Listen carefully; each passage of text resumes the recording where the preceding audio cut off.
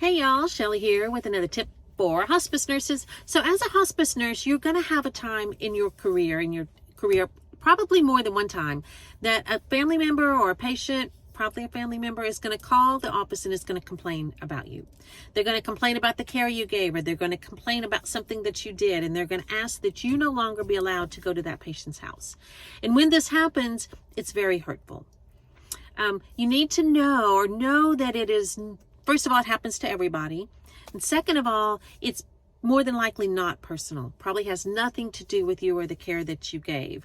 It is that the patient, the caregivers, the family, they're in this situation where they have lost all control over everything that's going on around them.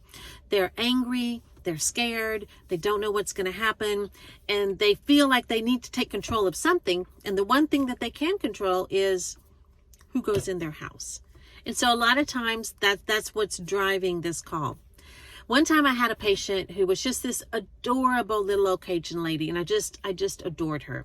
And she lived with her son and his wife, and she also had a daughter. And prior to her going on hospice, the daughter had been her primary caregiver. And the daughter was at the house every day helping to take care of her.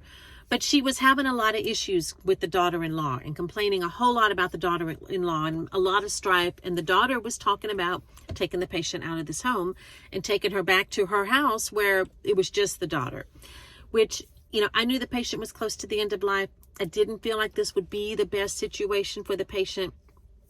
So I suggested to the daughter that we have a family meeting, that why don't we sit down, the daughter, the daughter-in-law, the son, we'll get the social worker, even the chaplain if they wanted to, and we could talk out all the issues and help resolve some of the problems. Well, this made the daughter extremely upset, and she called the office and told the office that I was a terrible nurse and that she never wanted me to go back in their house and, all of that kind of stuff. This was, even though I knew the situation, it was very hurtful for me. I was hurt. I was embarrassed. I was sad because I didn't get to see my patient again.